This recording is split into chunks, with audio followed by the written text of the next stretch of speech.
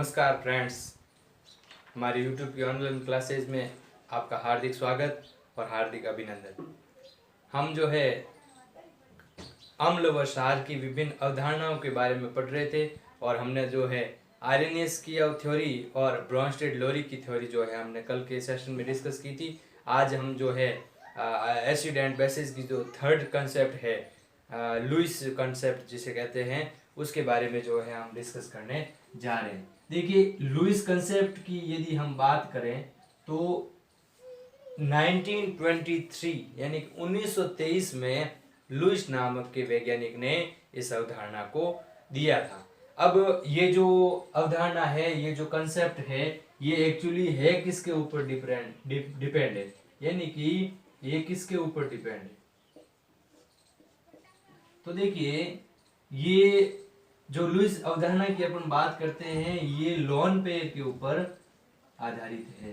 Lone pair या फिर हम इसको यूं कह सकते हैं इलेक्ट्रॉन पेयर, इलेक्ट्रॉन पेयर पर आधारित अवधारणा है लुईस अवधारणा।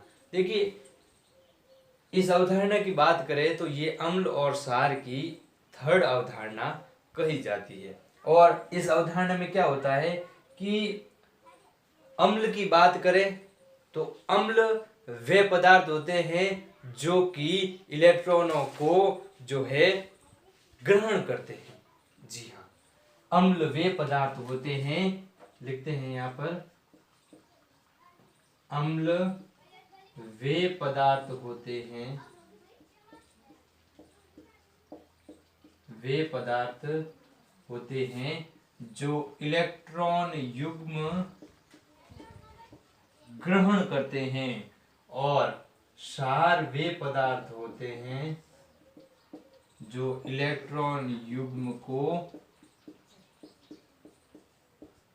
त्यागते हैं। ठीक है, अम्ल वे पदार्थ होते हैं जो इलेक्ट्रॉन युग्म को ग्रहण करते हैं, और जो क्षार होते हैं वो इलेक्ट्रॉन युग्म को त्यागते हैं।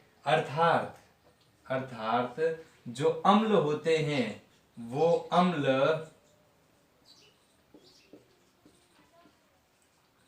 इलेक्ट्रॉन युग्म ग्राही अम्ल होते हैं, और जो क्षार होते हैं वो इलेक्ट्रॉन युग्म दाता होते हैं। आगे जब बात करें तो देखिए, मैंने बात की कि इलेक्ट्रॉन युग्म जो ग्रहण करेंगे वो है अम्ल, और जो इलेक्ट्रॉन युग्म को त्यागते हैं वो है क्षार। तो इनको जो है पर्टिकुलर नाम दे दिया गया लुईस के अनुसार कि लुईस अम्ल और लुईस क्षार। ठीक है, इसको क्या नाम दे दिया गया?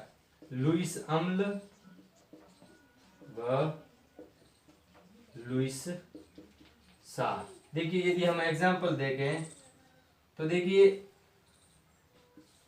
NH3 के पास में जो है एक लॉन्ग पेयर, BF3 की अभिक्रिया इसके साथ में करवाएंगे तो ये जो लोन पेयर है ये इसकी तरफ बढ़ता है और ये बनता है। ठीक है, यानी कि यहाँ पर जो है हम यदि बात करें तो देखिए कि जो लुईस एसिड जो है या फिर लुईस बेस की जब हम बात करें, इन दोनों की जब कंसेप्ट, जो मेन कंसेप्ट है उसके बारे में हम यदि बात करें कि लुईस एसिड किन को कहेंगे, तो देखिए, लुईस एसिड उनको कहेंगे हम जिनका जो है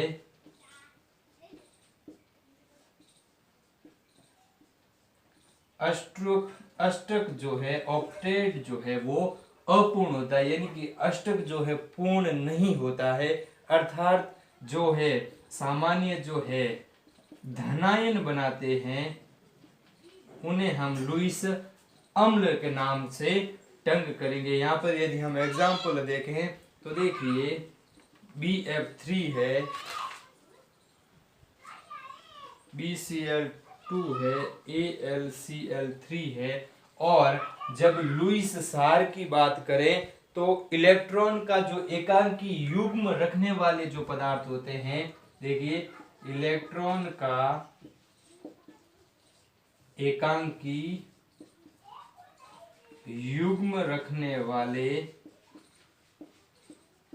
पदार्थ जो है वो कहलाते हैं लुईस सार या लुईस बेसेज कहलाते हैं। ठीक है, इनके यदि एग्जाम्पल देखें तो H2O dot comma NH3OH minus Cl minus, इनको हम नाम देंगे जो है लुईस बेस। ठीक है, अब इस प्रकार जो इस अवधारणा के द्वारा हमने पता कर लिया, इस अवधारणा के द्वारा उन वैज्ञानिकों को पता चल गया कि जो साधारण सी बात है कि जो हमने अवधारणा पढ़ी थी उस अवधारणाओं में H+ या H+ आयन या फिर OH माइनस आयन के आधार पर जो है हमने एसिड और बेसिस को क्लासिफाइड किया था।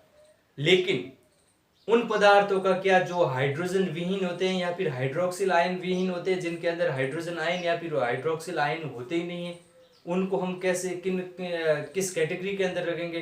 तो लुईस अवधारणा के द्वारा हमको पता चल गया कि जो हाइड्रोजन विहीन अम्ल है या फिर हाइड्रोक्सिल विहीन जो क्षार है उनके बारे में भी उनकी भी स्पष्ट तौर पर व्याख्या की जा चुकी। तो ये जो हमने पढ़ा लुईस अवधारणा के अंतर्गत जो है हमने ये कंसेप्ट सारा का सारा जो है पता किया। अगली बात करते हैं हम इनके यूज की, कि देखिए जो अम्ल और क्षार है इनका यूज जो है कहाँ कहाँ पर लिया जाता है। अम्ल और क्षार जो है हमारे दैनिक जीवन में व्यापक स्तर पर काम आने वाले जो है यौगिक है, कंपाउंड्स है, और इनका जो उपयोग है या फिर हम इनको बांटे तो देखिए जो अम्ल को यदि हम जो उनका क्लासिफिकेशन अलग तरीके से करें तो हम उनको क्या क्या नाम देंगे? तो देखिए हम यदि एसिड और बेसिस का, एसिड एंड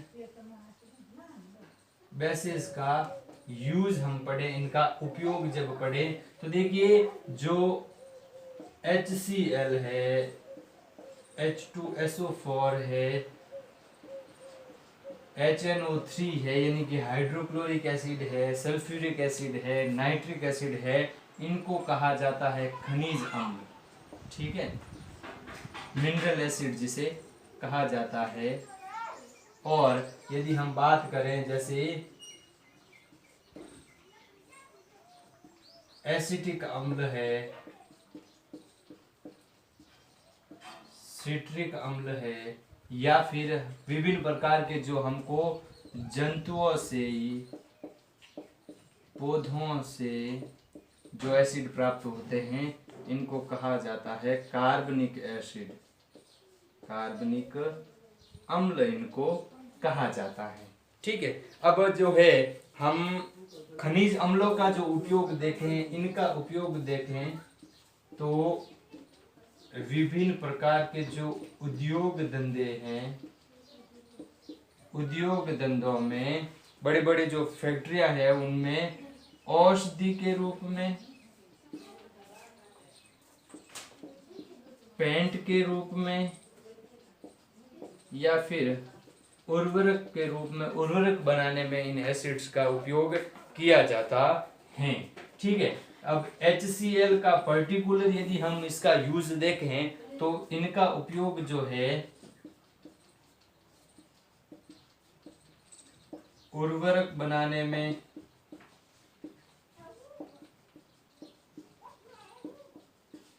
सिंक सैनिटरी साफ करने में,